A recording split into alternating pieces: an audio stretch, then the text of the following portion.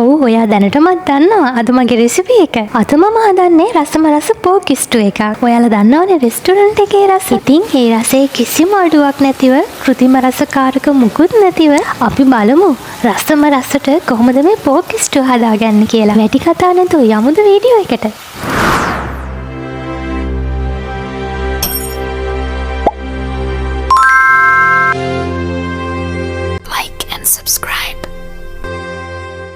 මම මුලින්ම පෝක් ටික කපලා පිරිසිදු කරගත්තා.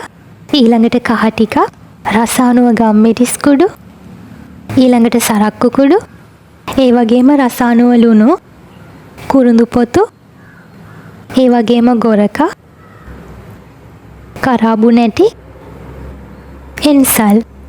දැන් අපි අත හොඳින් සෝදගෙන මේ ටික ඔක්කොම මික්ස් කරගන්නවා. මට විනාගිරි දාන්න අමතක වුණානේ. විනාගිරි ටිකකුත් මේ වගේ එකතු කරගන්න. මේ සීසන් එක ටික වෙලාවක් වහලා ෆ්‍රිජ් එකේ තියලා ගන්න. මස් වර්ග වලට අනිවාර්යෙන් විනාගිරි එකතු කරගන්න ඕන. එතනින් රසය තවත් වැඩි වෙනවා. හරි මේ විදිහට මම මැරිනේට් කරගත්ත පෝක් එක මම ටික වෙලාවක් හොඳින් කවර් කරගෙන ෆ්‍රිජ් එකට දාගන්නවා. එතකන් ඔයා ටෙම්පරාදුරට අවශ්‍ය මේ දේවල් ටික කපා ගන්න ඕන. කරපිංචා, තක්කලි, මාළු මිරිස්, අමු මිරිස්, තලාගත් සුදු ලුණු, බීලුණු, කැරට්, හර්තපල්. මම දැන් මේ ටික ලෑස්ති කරගෙන ඉවර වෙලා ෆ්‍රිජ් එකේ තියෙන පෝක් එකත් එළියට අරගෙන ටෙම්පරාදුව දාන්න තමයි යන්නේ. මුලින්ම භාජනයක් ලිපේ තියලා භාජනය රත් වෙගෙනදී තෙල් ටිකක් එකතු කරගන්නවා. ඊළඟට තෙල් එක රත් වෙගෙනදී අබ එකතු කරගන්නවා. ඊළඟට එන්සල්, කුරුඳු පොතු, කරාබු නැටි මේ ටික එකතු කරගෙන ටික වෙලාවක් හොඳින් බැද ගන්න. ඊට පස්සේ අපි කපාගත්ත ලොකු ලුණු එකතු කරගන්නවා. ඊළඟට තලාගත්ත සුදු ලුණු රන්වන් පාට වෙනකන් ටිකක් හොඳින් බැද ගන්න. ඊළඟට මම කරපිංචා එකතු කරගන්නවා. සුවඳ එනකම් මේවා හොඳින් කලවම් කර කර බැද ගන්න. දැන් අපි පෝක් ටික එකතු කරගන්නවා.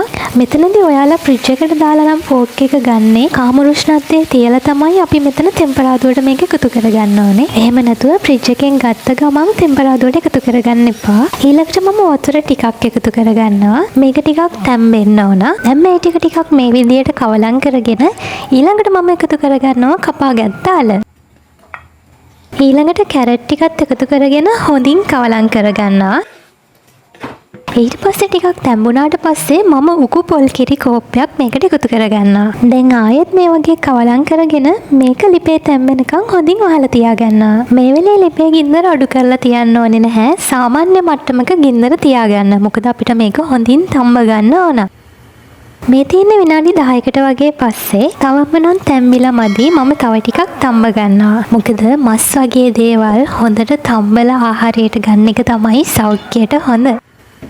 මේ තියෙන්නේ තවත් විනාඩි 10කට වගේ පස්සේ. ඔයා ගන්න මස් ප්‍රමාණය අනුව තැම්බෙන්න යන වෙලාවත් වෙනස් වෙනවා. ඔයාට පුළුවන් ගෑරුප්පුවක් අරගෙන චුට්ටක් එක මස් කෑල්ලකට ඇනලා බලලා මේක තැම්බිලාද කියලා හරියටම සනාථ කරගන්න. මම ඉස්සර වෙලා කැරට් ටිකක් ඉතුරු කරගත්තා. මස් එක තැම්බුණාට පස්සේ ටිකක් එකතු කරගන්න. මම ඒ ටිකක් දැන් එකතු කරගෙන ආය ලුණු, සුදු ලුණු, අමු මිරිස්, මාළු මිරිස්, තක්කලි ටිකකුත් එකතු කරගන්නවා. මේ දේවල් මම ටිකක් ලොකුවට කපාගෙන තමයි එකතු කරගන්නේ. ස්ටූ වල අපි මේ දේවල් ටිකක් අමුයට වගේ ගන්නවා ගොඩක් තම්බ ගන්නේ නැතිව.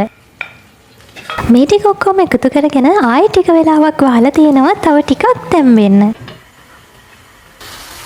හරි දැන් අපි අපේ පෝක් ස්ටූ හදාගෙන ඉවරයි. මේ වෙලේ හරිම සුවඳයි. සුවඳ වගේම තමයි රසත්. ඔයා පෝක් ආහාරයට ගන්න කෙනෙක් නම් පෝක් වලට කැමති නම් මේ රෙසිපි එක අනිවාර්යෙන් හදන්න. හදන්න විතරක් නෙමෙයි රස බලලා කමෙන්ට් එකක් දාන්නත් අමතක කරන්න එපා. එහෙනම් ආයෙත් දවසක මේ වගේ රසම රස අලුත් වීඩියෝ එකක් අරන් මේ බලාපොරොත්තුෙන් හදට සමුගන්නවා. ඔබට සුබ දවසක්.